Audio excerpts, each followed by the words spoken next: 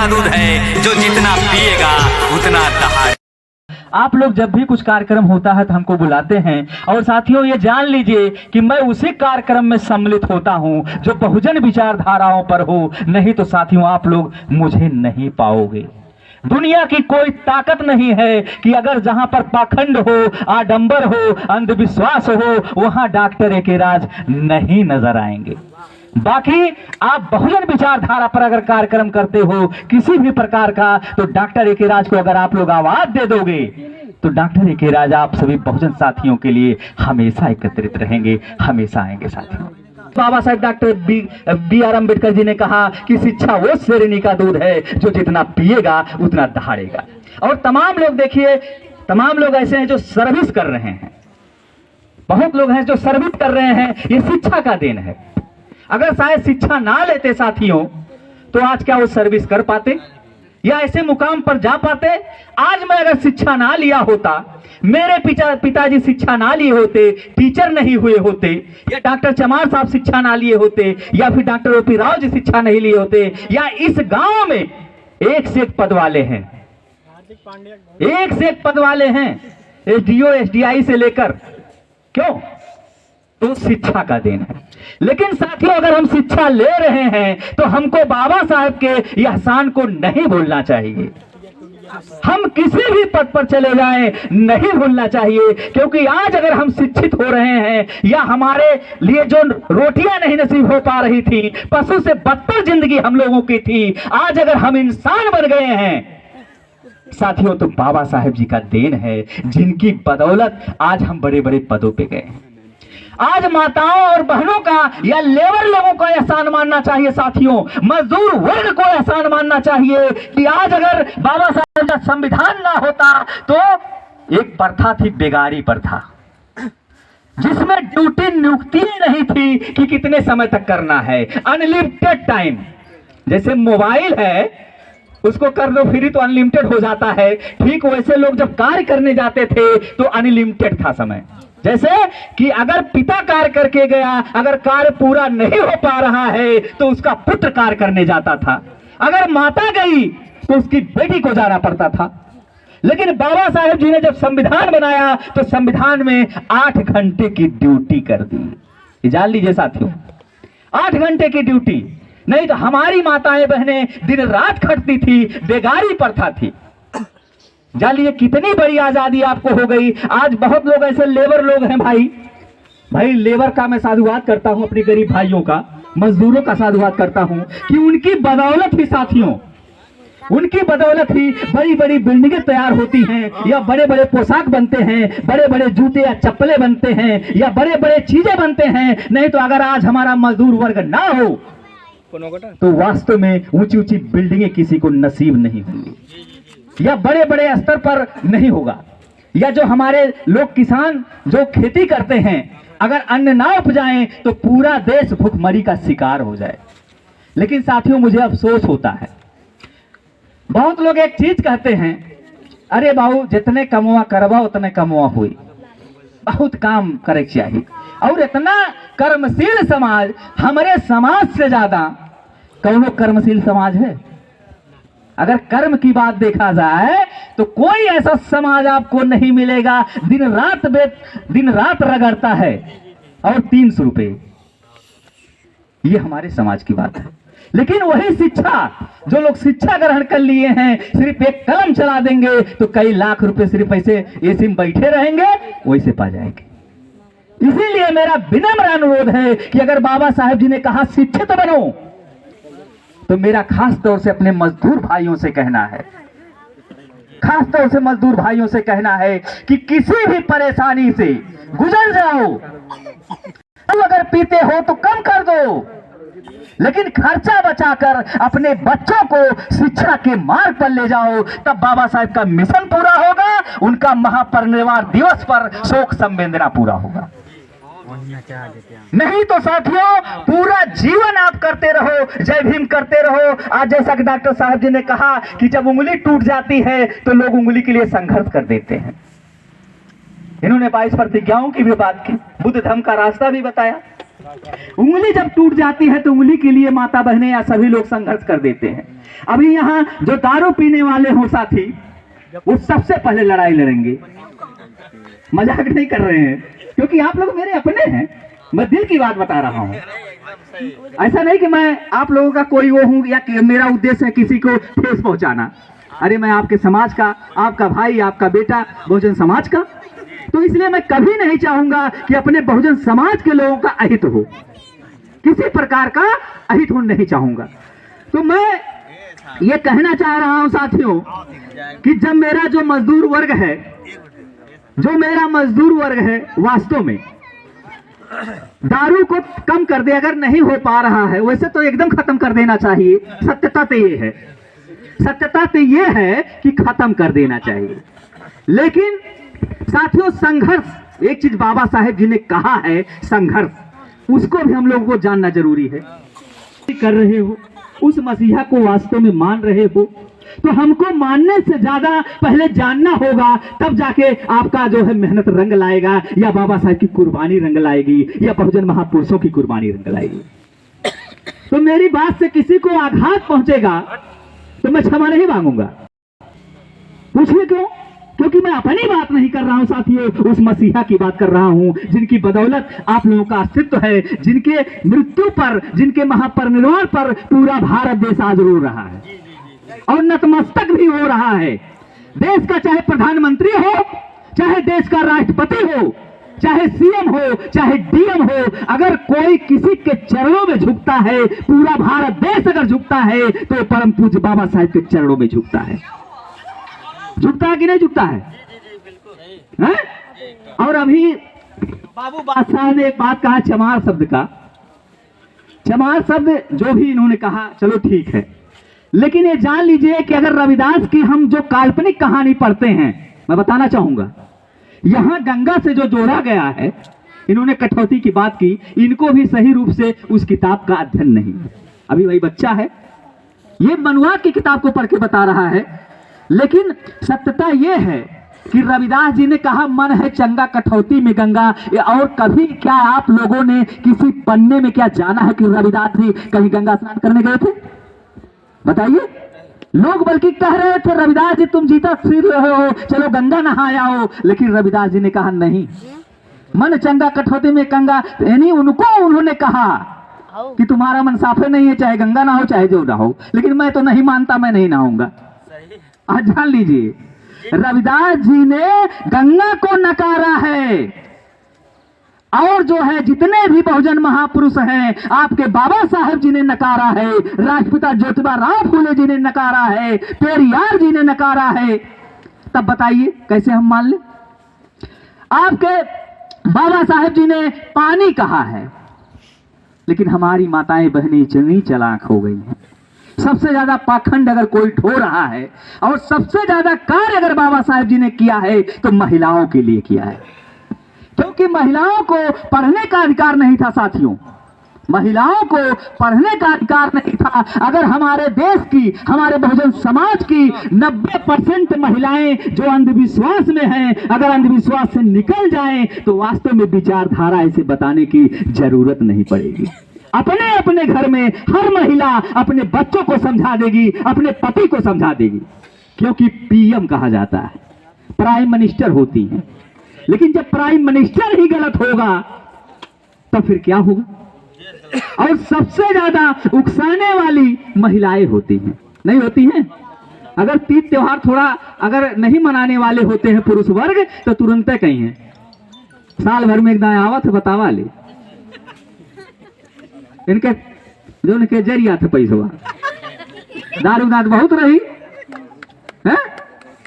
लेकिन मेरा देखो किसी का दिल दुखाना नहीं है, लेकिन सत्यता बता रहा हूं, जब बाबा साहब से ज्यादा ज्ञानी कोई नहीं हुआ, जब बाबा साहब से ज्यादा हम लोगों के लिए कोई कार्य नहीं कर पाया, या बहुजन महापुरुषों से ज्यादा कोई नहीं कर पाया, तो फिर जब उन्होंने बता दिया बुद्ध का रास्ता शुद्ध रास्ता, और बुद्ध जी ने कहा कि ना आत्मा होता है, ना परमात्मा होता है, ना स्वर्ग होता है, ना नरक होता है, ना ईश्वर होता है, और पेरियार जी ने कहा, खुद कह दिया कि कुछ नहीं होता।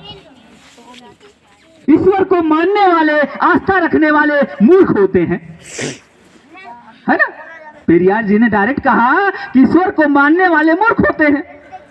लेकिन अब जैसे मेरा ये कहना है कि जब बाबा साहेब जी ने आपको पढ़ने को दिया, बाबा साहेब जी ने आपको पानी पिलाया 1927 में महार तालाब क्रांति 5000 लोगों के साथ, जब आपको नाले का पानी नहीं नसीब होता था, उस समय आप लोगों को पानी पिलाने का अधिकार दिया। जब आप पैसा नहीं रख सकते थे तो बाबा साहेब जी हिल्टन जी के साथ मिलकर, अंग्रेज हिल्टन के साथ मिलकर आरबीआई की स्थापना की। आरबीआई जान रहे हैं? कितने लोग जानते हैं आरबीआई? गंगा गंगा कितने लोग जानते हैं? हैं? ये तो मामला साफ है। हाथ उठाइए भाई, गंगा को कितने लोग मानते हैं? कोई नहीं जानता। मानते हैं कि नहीं? अरे दादा मन में ना कर तू, नलगढ़ी पहले में कब गंगा माई आएंगे?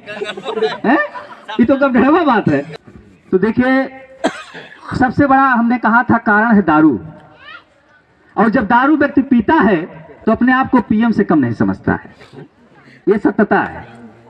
तो हम चर्चा कर रहे, चलो कोई बात नहीं, हम चर्चा ये कर रहे थे कि जैसे इसमें से कितने लोग गंगा को मानते हैं।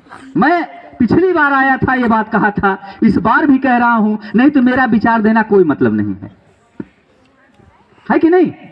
अगर मैं रात रात को जाग जाग कर, आज यहां नहीं, मैं पूरे अंबेडकर नगर जिले से लेके गाजीपुर की धरती तक, जौनपुर की धरती तक रात रात जाग जाग के मैं जाता हूं, कार्यक्रम करता हूं, यहां तक कि शांति सभा का कार्यक्रम करता हूं, और जहां गबगढ़वा होता है वहां डॉक्टर ए के राज नहीं जाते हैं, और कोई माइकल लाल पावर नहीं है जो गबगढ़वा में हमको बुला दे। और दुख अगर किसी के ऊपर है तो मैं तुरंत पहुंचता हूं, अगर देखता हूं भाई किसी का कुछ हो गया तो पहुंचता हूं, ऐसी बात नहीं है। लेकिन मिशन से हट के कार्यक्रम में डॉक्टर ए के राज को नहीं पाओगे। तो इसलिए अगर आप लोग मुझे बुलाए हो तो जहां तक मुझे ज्ञान मिला है, और कहा जाता है जब ही जागो तभी सवेरा, जब ही जागो तभी सवेरा। मेरे पास भी अज्ञानता था, एक समय था मेरे पास भी ज्ञान नहीं था, लेकिन जब से मैं बहुजन महापुरुषों को पढ़ा, उनकी विचारधाराओं को पढ़ा, तब से मेरे अंदर आया नहीं मैं कहां था और आज कहां, तब से मेरे अंदर बदलाव आया साथियों। और कोई ये भी सत्यता है कि कोई पेट से सीखकर नहीं आता है, कोई पेट से नहीं सीख कर आता है। अपनी कमियों से जो इंसान अपनी कमियों को सुधार कर अच्छाइयों में कर दे, वही महान माना जाता है, वही महान माना जाता है। और जैसा मैं ये कह रहा था कि जब जैसे हमने कहा कि अभी नल गड़ेगा तो तमाम लोग ऐसे रहेंगे, मैं इसलिए कह रहा हूं कि अभी देख रहा हूं कितने लोगों के अंदर सुधार आया कि नहीं, तब से तमाम नल गड़े होंगे, या तमाम कार्यक्रम हुए होंगे। बहुत जने लंगर तक गए हुए, मेला देखे, देखा गए हैं कि ना? सही से बताया भाई, आप मत बोलिए हैं, तो बताइए गए होंगे, जरूर गए होंगे। हाँ, तो रामलीला उल्ला देखे, रामलीला उल्ला देखे गए हैं ना, याद हो ना? हाँ, वो भले न मिली, पूरा भले बैठवा, कोनो दिक्कत ना हुआ, ये जबकि कुर्सी बा एकदम बढ़िया से, है ना? सत्यता गलत, पूरा भले रही, बोरा भले रही, लेकिन ऊपर बैठ गई है। लेकिन यहाँ देखा कुर्सी मिलत है, कितने जन के ठीको लागत हो, कितने जन के बुरो लागत हो। और हम शुरू में कहे हम क्षमा ना मांगब, कहे समापन बात ना कहते। ये मैं बाबा साहेब बहुजन महापुरुषों की जो है बात कह रहा हूँ। नहीं तो कार्यक्रमों मत करिए, नहीं तो 14 अप्रैल मत मनाइए, कुछ मत करिए, नहीं तो भिगो कर भाई जूता मत मारिए। ये मेरा कहने का मतलब है। नहीं 14 अप्रैल आएगा, बहुत जल्दी जोर शोर से सब लोग नारा लगाओगे, गाँव गाँव विमान टहलाओगे और कहोगे बाबा तेरा मिशन अधूरा, हम सब मिलकर करेंगे पूरा, बस हो गए। तो मैं ये कह रहा हूं, जब आपके बाबा साहेब जी ने कहा कि पानी है, गंगा नहीं है, या कोई तीज त्योहार हम लोगों का नहीं है बहुजन महापुरुषों के अलावा, तो हमारे लोग क्यों, जैसा कि डॉक्टर जो चमार साहब जी ने कहा भी कि लोग करवा चौथ भूखते हैं, लोग नवरात्रम भूखते हैं, लोग रामलीला देखने जाते हैं, तो ये तो नहीं होना चाहिए। क्यों होना चाहिए? होना चाहिए, है ना? होना चाहिए कि नहीं? नहीं होना चाहिए। तो आज देखिए, अगर वास्तव में आप लोग इनके एहसान को समझ रहे हैं, मेरी बात नहीं है, इनके एहसान को समझ रहे हैं, आज हम लोगों के लिए बहुत कष्ट का दिन है, बहुत काली रात है कि आज ऐसे मसीहा को हम लोग खोए। तो आज से आप लोग एक प्रतिज्ञा ले लीजिए कि अगर जितने भी महिलाएं हैं वो वास्तव में, हमारा अनुरोध है कि जो यहाँ के जागरूक लोग हों, जो वास्तव में आज के दौर में अगर जागरूकता लाना चाहें तो हर कोई ला सकता है। जरूरी नहीं कि हम ही लोग आए मंच पर बोलें या हम ही लोग बात करें। हर घर में लोग जागरूक पैदा कर सकते हैं और हर घर में, क्योंकि पढ़े लिखे लोग हैं।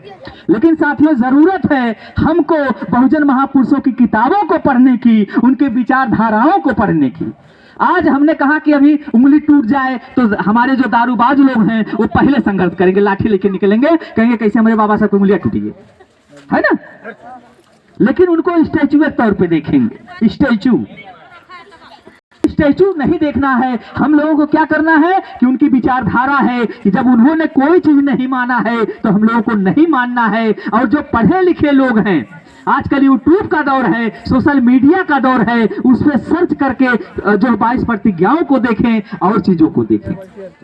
मेरा देखिए अभी वो है कि देखिए जो महिलाएं हैं, खास तौर से हम इसीलिए बार बार कह रहे हैं कि आज अगर आप उस पोजीशन पर हैं तो बाबा साहेब जी की बदौलत है, नहीं तो आपको ना पढ़ने का अधिकार था, क्योंकि महिलाओं को मात्र एक मशीन माना जाता था और पैर की जूती। साथियों, मात्र एक मशीन, यानी बच्चा पैदा करने वाला मशीन और मात्र पैर की जूती, क्योंकि शिक्षा सबके लिए वर्जित था, पूरी महिलाओं के लिए। अक्सर सब लोग नहीं कहते अरे पढ़ लिख के क्या करबू, गोबरत पथबू। ध्यान से सुना हमारी बात, कि अक्सर ना कहते हैं लड़की जब जाए मान ला स्कूल जब ला गए तो उन्हें तुरंत कहें क्या करी हो, पढ़ लिख के क्या कर पढ़ाओ, तो बिटिया पढ़ाई याद है गोबरत पाथी। लेकिन साथियों, बाबा साहेब जी का संविधान हुआ और संविधान के बदौलत आज महिलाओं को इतना अधिकार मिल गया कि साइकिल से लेकर हवाई जहाज चला रही हैं। और डीएम सीएम की बात तो छोड़िए, देश की प्रधानमंत्री और देश के राष्ट्रपति बन रही हैं। क्यों? बस थोड़ा मेरा और आप लोगों से कहना, वैसे भी टाइम हो गया है ज्यादा, बस इतना कहना है आप लोगों से कि अगर हम बाबा साहेब को श्रद्धांजलि कर रहे हैं या बहुजन महापुरुषों को कर रहे हैं तो हमको सबसे ज्यादा विचारधाराओं को मानना हो। अब दारू के लिए इसलिए डॉक्टर साहब बोले या मैं बोल रहा हूं क्योंकि ये जो मेरा समाज है, मजदूर वर्ग कमाता तो जो भी है संघर्ष करके कमाता है, लेकिन बहुत अफसोस होता है उस संघर्ष, उस मेहनत के पैसे को हवा में उड़ाता है और ज्यादातर दारू में खर्च करता है। जबकि साथियों, ऊपर पसीना नीचे और नीचे का पसीना ऊपर जाता है। कोई भट्ठा पे काम करता है तो कोई ठेला चलाता है, कोई कुछ करता है। सत्य है कि गलत है? सत्य है कि गलत है? लेकिन कुछ लोग ऐसे भी उसमें से होते हैं जो वास्तव में वैसा काम करते हैं, लेकिन दारू से दूर होके अपने बच्चों को शिक्षा के मार्ग पर ले जाते हैं।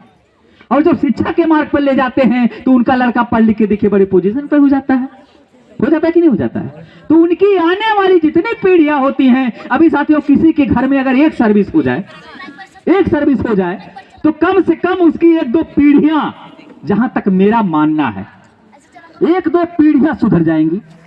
लेकिन अगर किसी के घर में, वास्तव में किसी के घर में अगर शिक्षा नहीं हो पा रहा है तो 1-2 पीढ़ियों की तो बात छोड़ दीजिए, वही पीढ़ी सही से जिंदगी नहीं यापन कर पाएगी और मजबूर हो जाता है वही पीढ़ी खेत बेचने के लिए या मकान बेचने के लिए या जमीन बेचने के लिए। जैसा कि डॉक्टर ओपी राव जी ने कहा कि समाज में ऐसे लोग खरीदते हैं, मजबूरी है।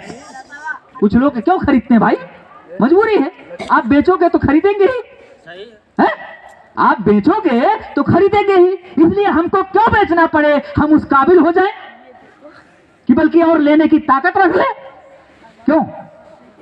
तो पहले हमको बनना होगा शिक्षा का मार्ग। तो मेरा ये कहना है, मैं तमाम पीने वाले साथियों से जब मिलता हूं इसलिए मैं कह रहा हूं, तो उनसे जब हम बतियाई थे तमाम जनी से, तो कहीं हैं एक दिन से पूछे, हम बहुत पियत रहे, हम पूछे उनसे कहो दरुइया काहे पियत है।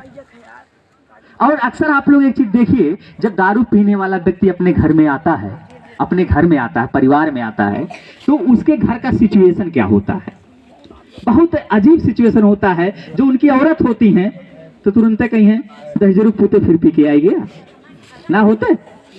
एक को औरत बता दे जो उन बहुत प्रेम से बोलत हो भाई, जितना जनी दारूबाज हो उनके घर के सदस्य अगर एक औरत से बता दे भाई दारू पी के आए हो और खूब प्यार से बोलत हो, तुरंत कहीं दारू पुत्र फिर पी के आई गया, तब तक छोटका लड़कवा या बड़का लड़कवा कौनो रही, मम्मी पापा फिर पी के आई गए। हंसता है ना, हंसता है कि नहीं हंसता है? यानी वास्तव में उस छोटे बच्चे को पता है कि ये गलत कार्य करके आ रहे हैं और छोटा बच्चा उपहास उड़ाता है। मम्मी फिर पी के आई गए।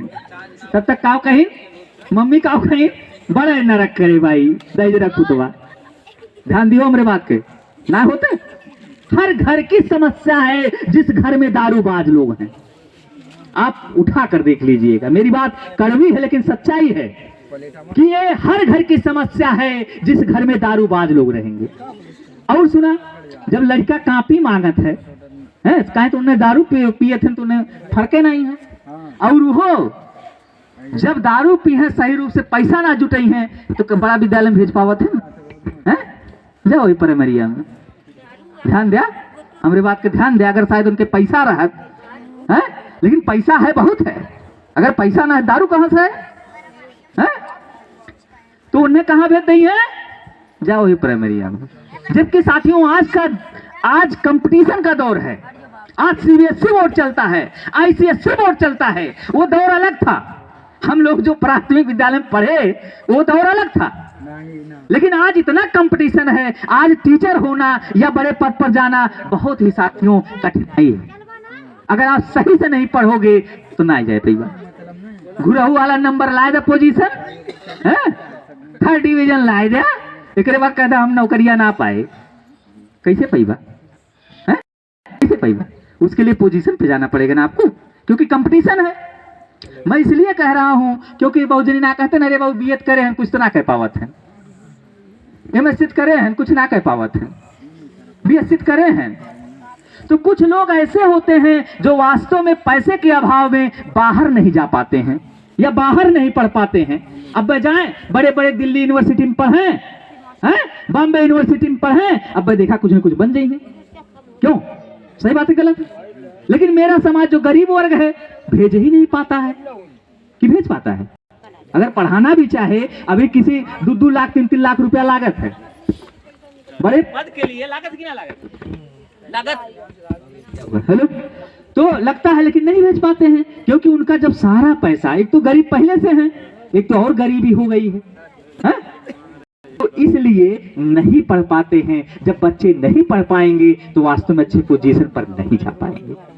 तो मेरा ये कहना है कि मैंने कहा कि एक आदमी थे तो उनसे मैंने कहा कि अरे दरुया काहे पिए हो? कहन दिना भर ठेला चलाई थे, थका रही थे, एक नाते थकान मिटाई थे। ऐसे ज्यादातर 90% लोगों की विचारधारा मिलेगी। क्यों मार साहब? 90% लोगों की विचारधारा मिलेगी और ज्यादातर लोग कहेंगे कि जो उन्हें दाका करी ठेला चलाई थे बहु बड़ा मेहनत का काम है, बड़ा बोझ है सरा पे, और उन्हें पी गई थे, नहीं निदिया हमारे नहीं आवत। चलो एक दिन पी लिए, फिर जब मैं दूसरे दिन पूछता हूं कि चलिए भाई आप एक दिन पी लिए, मान लेते हैं, फिर दूसरे दिन भी वही बात, क्या करी फिर थका रहे। तो ये बताइए आपका जीवन कब तक आप थके रहोगे, कब तक आप दारू का? हाँ तो ये है भाई, जो भी है, मेरा किसी का दिल दुखाना नहीं है, लेकिन मैं बात बता रहा हूं। तो जैसे मैं ये कह रहा हूं कि दूसरे दिन फिर पूछा जाता है कि दारू बाबू फिर पिए हैं, फिर कही है क्या करी, दिन भर थका रहे हैं। तो ये बताइए, जब जैसे जो मजदूर हुआ है, जो मजदूर है उसकी मैं इसलिए बात कर रहा हूं क्योंकि वो मेरा भाई है, जो मजदूर वर्ग है, या बहुजन समाज मेरा भाई है। ये नहीं कि मेरा कोई उनसे वो मैं उस पोजीशन पे हो गया हूं तो मुझे कोई फर्क नहीं है, मुझे बहुत फर्क है। और मैं यही चाहता हूं कि मेरे हर भाई, जब तक इस देश के बहुजन समाज के एक एक सदस्य, क्योंकि मैं बाबा साहेब के मिशन को लेकर चल रहा हूं, एक एक सदस्य जब तक बड़े पोजीशन पर नहीं जाता है तब तक किसी अकेले के व्यक्ति के बस की बात नहीं है। और नहीं तो जहां तक बाबा साहेब की बात है, बाबा साहेब से पढ़ा लिखा ना कोई विद्वान हो पाया और पहले कानून मंत्री भी रहे। और जिस समय लोग धोती नहीं नसीब हो रहा था साथियों, बाबा साहेब इतने गए गुजरे नहीं थे, सूबेदार के लड़के थे, सूबेदार अंग्रेजी शासन में रामजी राव सकपाल जी के लड़के थे। और जिस समय किसी को धोती नहीं नसीब होती थी उस समय बाबा साहब टाई और सूट पहनते थे, पैंट पहनते थे। और जिस समय साइकिल नहीं नसीब होती थी, साइकिल लोग नहीं चलाने की औकात रखते थे, बाबा साहब हवाई जहाज से यात्रा करते थे। वो भी आज लोग अपने देश में नहीं टहल पा रहे हैं, लेकिन साथ साथ विदेशों में बाबा साहब जाके टहलते थे। तो बाबा साहब बहुत गए गुजरे नहीं थे, लेकिन शिक्षा का मार्ग जब उन्होंने अपनाया तब ऐसा संविधान लिखा और विश्व के विद्वान माने जाने लगे। छठा नंबर जो विद्वान साथियों कहा जाता है, छठे नंबर में वो पहले नंबर के विद्वान, ये नहीं कि जो है छठे स्थान पर, क्योंकि 5 लोग उनसे पहले डिग्रियां ले चुके थे, लेकिन ये जब डिग्री लिए तो 99% आए। तो इसलिए इनके शिक्षा का जवाब नहीं। तो मैं यही कह रहा था कि जब हम दूसरे दिन फिर पूछे कहीं फिर थका है, फिर थका है, तब जाना तो फिर काम है। अब ध्यान दीजिएगा भाई, उसको अमल भी करिएगा, सुनने से कोई मतलब नहीं है। तो ये मैं कह रहा हूं। फिर इसके बाद जब कि जैसे अभी मजदूर भाई हमारा अगर 300 रुपये डेली कमाता है, 300 रुपये, अगर 300 रुपये में अगर वो वास्तव में 100-150 रुपये का डेली खत्म कर देगा दारू में, तो फिर अपने परिवार को वास्तव में सही नहीं जिला पाएगा। ये सत्यता है।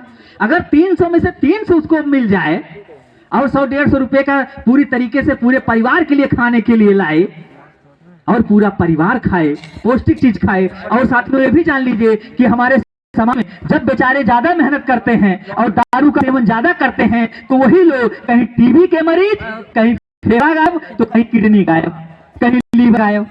मिलता है कि नहीं मिलता है? और जब विपद स्थितियों में आ जाते हैं साथियों, तो बीमारी में ज्यादातर पैसा लोगों का कहां खर्च होता है? बीमारी में। ये सत्यता है। बीमारी में, तो बीमारी से जब वो ग्रसित हो जाते हैं तो पैसा जब उनका खर्च हो जाता है साथियों, तो अब बताइए जब उनके पास जो कुछ रहेगा, अभी किसी को लीवर हो जाए, लीवर कैंसर हो जाए, या मतलब नहीं हो, मान लो वैसी भी बीमारी हो जाए, कोई भी हो, टीबी हो जाए, तो अब उनको अपना तो इलाज कराना ही है। और जब तक ताकत रहेगी साथियों तभी तक तो ठेला चलेगा। क्यों? मेरी बात सुनिए, जब तक आपके बाजू में ताकत रहेगी तभी तो आप मजदूरी कर पाएंगे, और जब ताकत खत्म तो सब खत्म।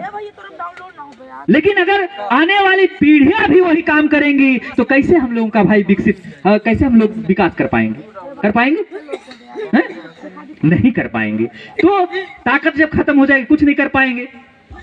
अब मेरा इसीलिए अनुरोध है साथियों, सभी लोगों से अनुरोध है कि आप लोग वास्तव में दारू जैसी चीजों को अगर त्यागते हैं, अगर मान लिया, देखिए इंसान के ऊपर है, जब ही जागो तभी सवेरा। मैंने शुरू में कहा कि जब ही जागो तभी सवेरा अगर आप अपने अंदर ला दें। हम पूछे कई जन से, कहे बहुत दरुआ पीम कौन मजा आवत है? बहुत जन से पूछे, बहुत जनी हैं, तुरंत पूछे कि कौन मजा आवत है? देखा जनी कहा थे, अरे तब केहू से डर नहीं लागे। सुना, हमें दिल की बात बता रहा हूं जो चलता है लोगों में, कहे हम तब केहू डराइत ना है। और अक्सर दारूबाज लोग जब बात करिए केहू से तो पीएम बन जाइए, कब? जब दारू पिए रही हैं और सवेरे बोल ना निकलत हो। ये सत्यता है, आप लोग आजमा लीजिएगा। अगर समाज में कह दीजिए फिर कुछ बोल दें बिना दारू के तो उनकी बोलती बंद। तो ये कौन नशा है बाबू कि जब लिया तब ठीक है, नहीं तो बेकार रहा, निरर्थक रहा? ये भी नहीं सही है। क्यों? सही है। तो ऐसा रास्ता अपनाइए। आज देखिए बिना दारू के मैं बोल रहा हूं, इतना नशा ज्यादा मेरे अंदर है। देखिए मिशन का नशा है, बाबा साहेब की विचार का नशा है, जिसपे आप लोग हैं जहां उपस्थित। तो अपने अंदर, ये नहीं कि मैं बहुत बड़ा ज्ञानी हूं, मैंने शुरू में कहा, आप लोगों से सीखकर, आप लोगों में पलकर, आप लोगों में बड़ा होकर, भाई तमाम बुजुर्ग इसमें बैठे हैं, आप लोगों को देखकर तो मेरे अंदर आया ये चीज कि नहीं, वास्तव में सबसे ज्यादा कर्जदार अगर है तो पढ़ा लिखा है। बाबा साहेब का, जैसा कि तमाम साथियों ने कहा कि सबसे ज्यादा आरक्षण का फायदा अगर कोई उठा रहा है तो जो बड़े पद पर है, तो इसलिए उसकी जिम्मेदारी ज्यादा बनती है कि अपने गरीब, असहाय, वंचितों की मदद करना वास्तव में उसकी ज्यादा बनती है। लेकिन जब आप सुधरना ही नहीं चाहोगे, तमाम लोग ऐसे हैं जो सुधारने की कोशिश भी करते